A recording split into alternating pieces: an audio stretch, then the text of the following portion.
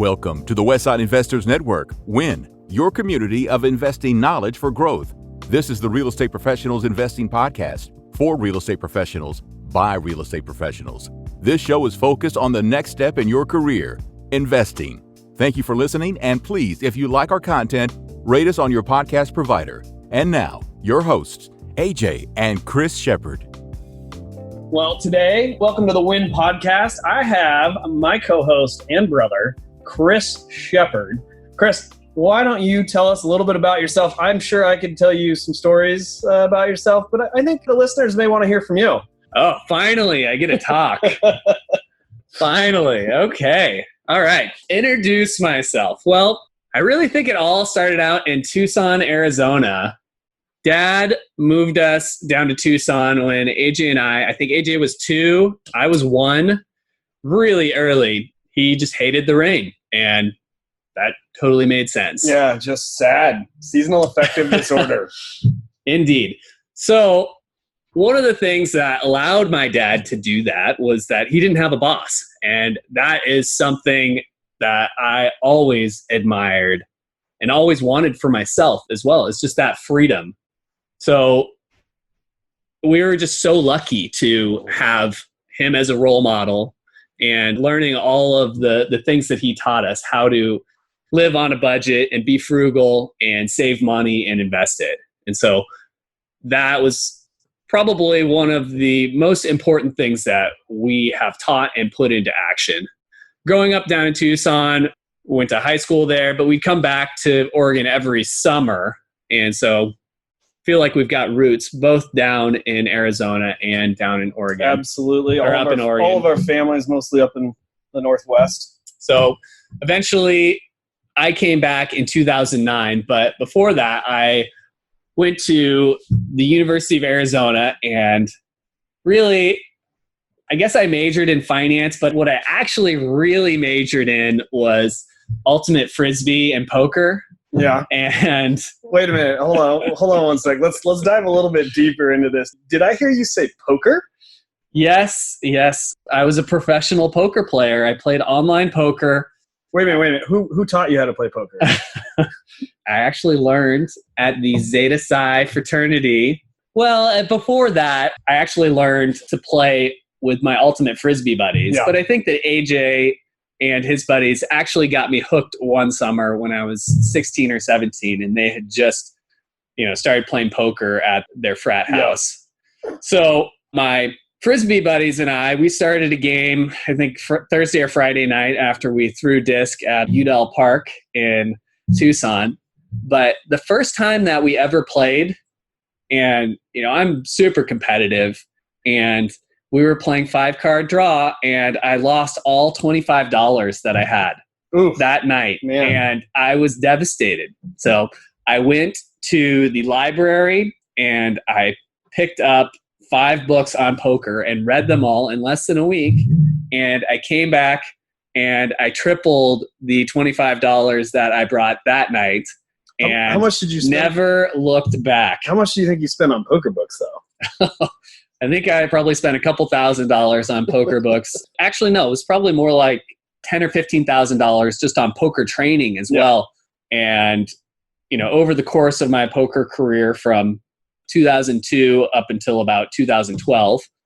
But yeah, the height of my poker career probably was when I was studying abroad in Denmark in 2007, like right before the crash. Money was just flowing into the internet gambling sites. You were still going to college then, right? Well, I was studying abroad in Denmark. And I came to visit for Thanksgiving. I remember that. Yep. That was excellent. Chris Moneymaker, it just won the World Series of Poker, and it was a huge boom. So after poker was all said and done. Well, tell us a little bit more about Frisbee. Frisbee. You've got some accolades in that, don't you? Oh, my goodness. Well, our college team, the University of Arizona Sunburn, after 5 years, finally made it to the national championship for the first time. I was co-captain of the team that year, which is pretty exciting. Does that mean that you redshirted your freshman year? No. Frisbee, you get 5 years of eligibility. Okay. All of my high school Frisbee teammates, we all went to the University of Arizona together, and we all planned on staying 5 years. couple of the guys were smart and they're like, oh, we're going to do the 1-year master's program and, be graduate players. But no, I just coasted through, really focusing on poker as my major. So I did graduate business school with a degree in finance. And really, I got into real estate while I was in college. I had won a tiny bit of money playing poker. And as well, I had worked hard in high school, so I got a scholarship. And AJ made the silly decision to go to the University of Washington. Absolutely. So silly. What a waste of money. Just absolutely no reason to go there. Like, clearly turned down the academic scholarship to the University of Arizona. And I ended up taking it, along with our parents said that they would help me with a loan to purchase a piece of property down in Tucson. So that was my first real estate experience, was buying the college house that I lived in. And I house hacked that. I didn't know it was house hacking at the time, but I just had some of my Frisbee buddies come in and live with me and help me pay the mortgage. It was fantastic. And eventually after college, I had no idea what I was going to do. I was still playing poker, and we're kind of traveling the country a little bit, just hanging out with all our Frisbee friends from the national championship. And I think on the train from Denver to Chicago, 5 of my best friends and I decided that it would be an amazing idea to go live in New Zealand for a year. So I packed up as much stuff as I could in a backpack and went to New Zealand. And those were exciting times. You continued playing poker over there, right? Yes. And you get a 1-year holiday visa? Oh, yeah. Working visa. You can work working holiday. Working holiday. I did not work too hard in New Zealand, though. And let me guess, you joined the Frisbee team over there. We may have started a little Frisbee team and won the national championship of New Zealand in Frisbee. Yeah, those were good times. Yeah. Isn't there a world championship too? Yes, as well. After winning the national championship, we got invited to play in the world championships in Prague, where we had a couple friends who were from Czech Republic that we met in Denmark. So just awesome times knowing people from both Denmark and from New Zealand. Now, and whose team did you play for? The Kiwis. You played for the Kiwis. the New Zealand team. They'll do anything to win, won't they? It was good times. Well, that sounds like a blast. Yep, I was a Kiwi for a week. And while you were in New Zealand, didn't you buy another house in Tucson? Yes. So when we first moved to Tucson, we moved to East Cooper Street. And I got word from a buddy that, well, actually, I think my dad got word from our friends, our best friend who lived on the corner, that they were moving and were selling their house. And Dad was like, son, there's a great opportunity for you to buy a house off market, and it's on the corner. We know the area. It's going to be great. And so, we ended up getting it closed from New Zealand. Dad was pretty instrumental on that. Yep. Unfortunately, I didn't know a ton about real estate at that moment in time. And the market tanked pretty promptly after buying that property. Yeah. So I think we bought that for $180,000 in 2008. And then I ended up selling it in 2017 for $225,000 after I probably invested $30,000 into it, kind of remodeling. I painted cabinets, but I put in new countertops, and it just needed a ton of work after being rented for 10 years. So, and then I still own my first house down in Tucson. Nice. So eventually after New Zealand, I had to figure out what I was going to do. And so I came back to Tucson for a couple weeks, kind of closed up some affairs down there. And then I decided that it was time to head to Portland, Oregon. That's where AJ was living. Yep. And the one thing that kind of drew me there is we always played sports together when we were younger. And I just remembered that awesome feeling of teamwork. We're on the same team, working towards the same goal. And so I moved in to AJ's 1-bedroom apartment for about 3 weeks. That was as long as that lasted. I mean, I think I was gone. I was traveling for work at the time too. I mean, I think there was a little bit of overlap, wasn't there? But yeah. Yep. Sleeping on that tiny love seat. It wasn't even a couch. Sleeping on the floor is probably better than that couch. Yeah. Anyway, so yeah. And then we ended up partnering up on that first deal on Southwest 64th. Yep. And we did our first value add project. And when we saw that first value add project and just... So this was like 2009. 2009. So kind of like just as the crash was happening. Yeah. Right? And we had identified, I think, an area where there were a ton of bank-owned properties. Yeah. And we were getting these properties extremely cheap. And, that was good because we didn't have much money. And so we ended up buying the first one in cash and then doing value add and then refinancing all of our cash out. And we did that for about 11 properties from 2009 to 2011. And just created a ton of equity and a ton of value by really working hard on creating income through doing rehab projects.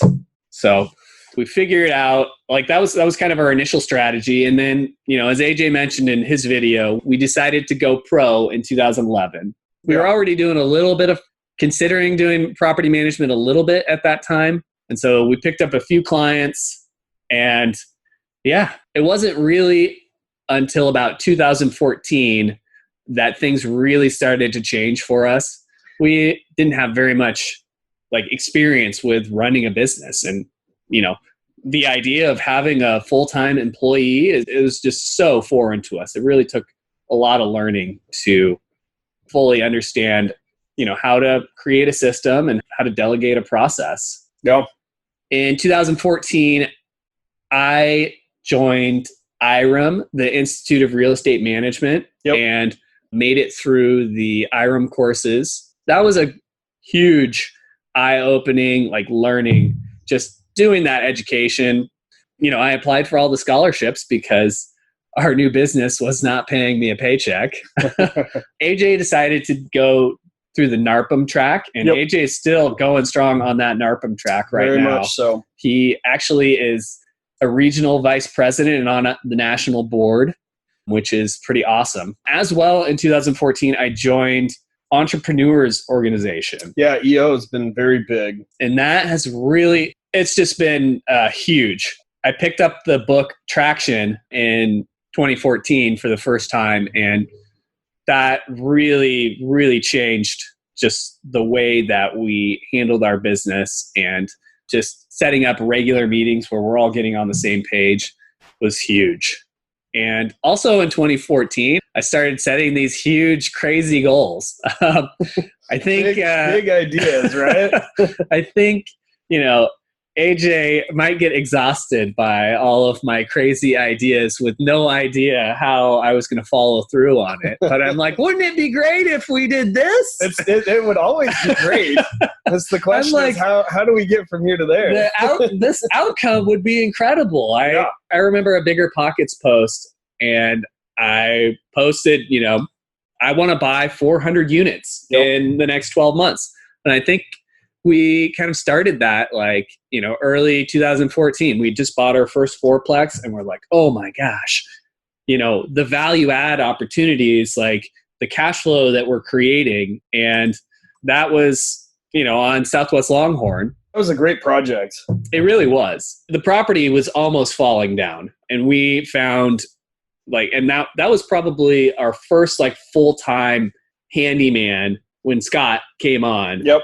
He has taught us so much about construction and carpentry, and he's a really skilled worker, and we're lucky to have him. But he probably spent, 9 or 10 months at that property as we were trying to figure out what to do with the tenants, because the property was in such bad condition. And so eventually we let everyone know that the property is in such bad condition. We've got to do a full remodel on everything. And then we completed it and we're able to almost double the rents. Yeah. But yeah, that was the year I made that Bigger Pockets post that we were going to buy 400 units in 1 year. And I think we ended up buying 25 units that year, but that doubled our portfolio.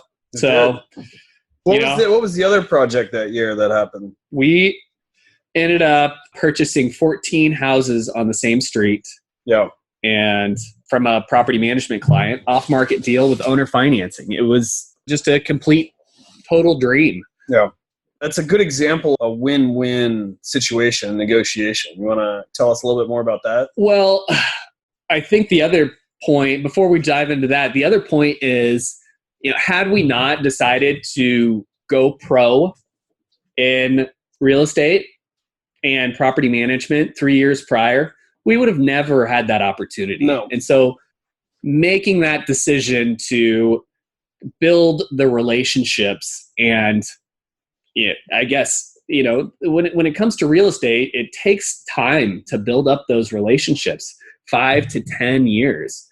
And we're still not fully established in the marketplace, but we're getting there. Absolutely. But it just takes time and you just have to stick with it. That's the same for like a property manager and a broker and a contractor. Like as you do more for more people, you just get more and more referrals, right? Yeah. Yep. I mean, like if you're starting out as a residential broker or a commercial broker or anything like that, like it's 5 to 7 years before you have like an established business too. Yeah. So just know that it takes time, and surrounding yourself with people who are already well established and getting in their circles, those referrals will start coming and your circle of influence will grow. But back to the negotiation piece, our client wanted to essentially cash out. She wanted to fix up and sell all the properties so that she could drive her motorhome wherever she wanted to drive up and down the West Coast. Funny enough, she actually loved Tucson, Arizona. And so we came up with the idea, hey, how about we just solve your problem for you? We will pay you for the next 25 years. You just be the bank, and we'll get you. I think we paid her 15 or 20% down, and we came up with a price for the properties. Well, she came to us and she's like, "Hey, let's fix these up one by one and sell them off." Sell them off, yeah. And we listened to that. We're like, sure, we can absolutely help you with that. And then we were like, why don't we buy them all from you? I mean, what is the crux of your problem? Like, why do you want to do that? Because that sort of thing would have taken 18. If there's 14 properties, it takes a month and a half to 3 months for one. That would take like 3 or 4 years. Like that's a ton of time for her. Like, why not cut that time? I mean, there's a bunch of decisions that's got to be made and all sorts of stuff. Like, she's ready to go off on our motorhome. Like, why? Yeah, she was just tired of all of the decisions that she had to make as the asset manager. Yeah. Like, deciding on if it was time to do a roof or to remodel a kitchen. All of the houses were about, nearing 45 or 50 years old. Yeah. And she developed them with her husband. That was the other thing too. They were all free and clear. So kudos to her for keeping them for so long. Well, and she wanted to see that legacy continue, right? Yeah. Like that was another part of the deal that made us attractive as buyers, is that we were going to use them as rentals, which is what she had built them with her husband for, and her husband was no longer here. So I think she kind of felt like we were going to continue that legacy on. Sometimes it's not always money. That's exactly my point. Makes or breaks the deal, because she has more money than she knows what to do with, to like just driving her motorhome up and down the West Coast. Well, okay. Cool. Should we get to the last 4 questions, or is there anything else that you want to talk about first? Let's just hit the last 4 questions. All right. What was one piece of advice you would give your 25-year-old self? The piece of advice that I would give to my 25-year-old self would be to save a portion of your income and invest that in the stock market and forget about it. Just invest it in the total market fund and just pick an amount, whether it's $200 or $300, $500, and just build that habit and let that money grow. That sounds pretty good.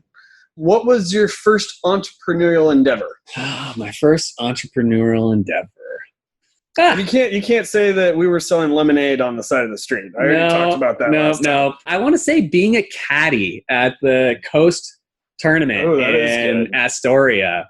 It's kind of being self-employed, but AJ and I both were caddies, and we kind of worked our way up as being, some of the best caddies out there. We were high school golfers, and we knew how to read the greens. And, whether I was caddying for an 80-year-old lady who hit it about 125 every time, or if I was, caddying for one of the best golfers at the tournament, like I was able to maximize their game and, help them win. So that was a fun little experience. Do you feel that was kind of rewarding too? Like you were adding value? Yeah, I felt like I was adding value, but I was also getting paid more the better I did. And I was able to save that. I think we did that for like 10 years, and I had like $5 or $6 grand saved up by the time I got to high school.